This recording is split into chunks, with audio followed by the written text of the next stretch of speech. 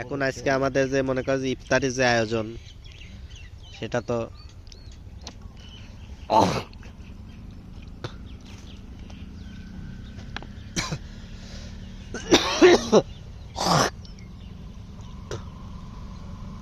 তাহলে আমরা দেশ বিদেশে বিভিন্ন জায়গায় ভ্রমণ করে করে এই ইফতারি করতেছি, তাই তো?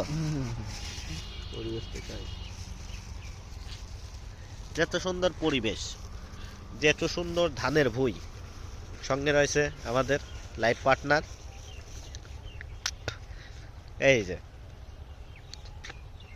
এত সুন্দর ধানের ভুঁইয়ের পাশ দিয়ে আমরা এখানে আসছি, পুরো একটি ফাঁকা জায়গা, সেখানে কিন্তু আমরা ইফতারি করার জন্য।